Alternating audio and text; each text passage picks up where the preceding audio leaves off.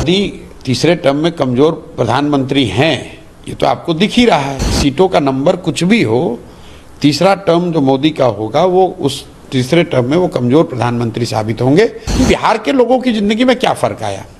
क्या बिहार के बच्चों की स्थिति सुधर गई? बिहार में मैं जानता हूं कि बीजेपी लैकलस्टर नेतृत्व है, उनका कोई ना चेहरा है ना उनका कोई प्रयास है। बीजेपी का कार्यकर्ता एक एक कार्यकर्ता मान रहा है कि नीतीश जी के नाम पर चुनाव लड़कर जीत नहीं सकते हैं। वो नीतीश को मुख्यमंत्री के पद से हटा नहीं सकते हैं क्योंकि उनको दिल्ली में सरकार चलानी है। तो क्या लगता है मोदी तीसरे कार्यकाल में अपने कमजोर हुए हैं पहले की अपेक्षा, और उनके जो अलाइज हैं नीतीश और नायडू, क्या लास्ट लॉन्ग करेंगे उनके तीसरे टर्म में? क्या देखिए, मोदी तीसरे टर्म में कमजोर प्रधानमंत्री हैं, ये तो आपको दिख ही रहा है। लेकिन हमने तो इलेक्शन से पहले ये बात कहा कि सीटों का नंबर कुछ भी हो, तीसरा टर्म जो मोदी का होगा वो उस तीसरे टर्म में वो कमजोर प्रधानमंत्री साबित होंगे, क्योंकि जमीन पर लोगों ने 10 साल 12 साल मोदी जी का कार्यक्रम देख लिया, उनका प्रयास देख लिया, उसका असर देख लिया। आप बिहार को देख लीजिए, बिहार की जनता ने 2014 में मोदी जी को 30 से ज़्यादा सीट भाजपा को दिया, 2019 में 39 सीट दी, इस बार भी 30 से ज़्यादा सीट ये लोग जीते हैं। लेकिन बिहार के लोगों की जिंदगी में क्या फर्क आया? क्या बिहार के बच्चों की स्थिति सुधर गई? क्या बिहार में नए उद्योग लग गए? क्या बिहार के बच्चों का पलायन रुक गया? और अगर ये नहीं हुआ तो निश्चित तौर पर आज जितने लोग मोदी जी के फैन थे, जितने लोग मोदी जी के समर्थक वोटर 2014-19 में थे, वो तो आज कमी होगी। और लोकतंत्र में लीडर की जो ताकत है, वो ताकत क्या है? जनता का सपोर्ट। तो अगर जनता का सपोर्ट कम हुआ है तो प्रधानमंत्री रहें या सांसद रहें या विधायक हों या मुखिया हों, उनका ताकत तो कम होगा ही होगा।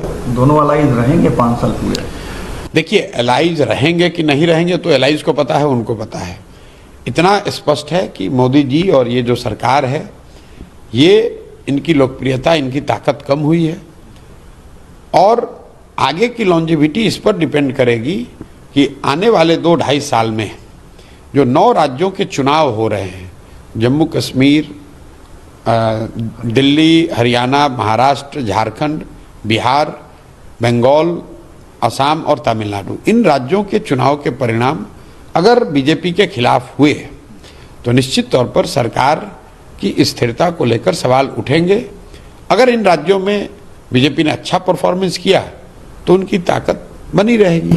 तो आपको क्या लगता है इन राज्यों में बीजेपी का परफॉर्मेंस कैसा होगा? अब कैसा रहेगा ये तो उन राज्य वो तो उन राज्यों की स्थिति के लोग बता सकते हैं। बिहार में मैं जानता हूं कि बीजेपी लैकलस्टर नेतृत्व है, उनका कोई ना चेहरा है ना उनका कोई प्रयास है, ना उनकी कोई बात कर रहा है।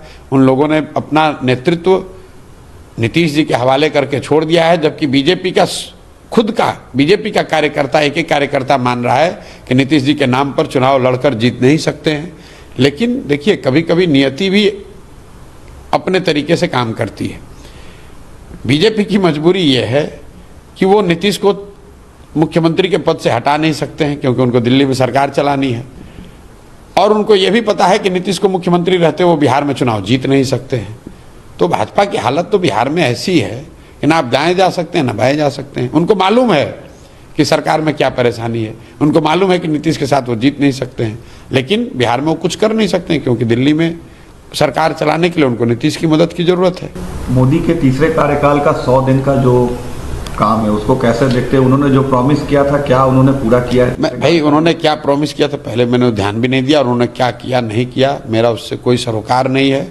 मैं बिहार में एक तरीके से I am buried in the bushes of Bihar, और मुझे दूसरे किसी चीज़ की ना चिंता है ना ज़्यादा खबर है। 100 दिन कब हुआ मुझे ये भी नहीं मालूम है। 100 दिन में उन्होंने क्या किया नहीं किया, कम से कम बिहार में तो कुछ नहीं दिखा। अगर बिहार में कुछ दिखता तो मैं आपको ज़रूर बताता। बिहार में तो यही दिखा कि जो थोड़े बहुत उनके समर्थक हैं वो भी अब उसको छोड़कर हताश होकर धीरे धीरे जन स्वराज की ओर जा रहे हैं।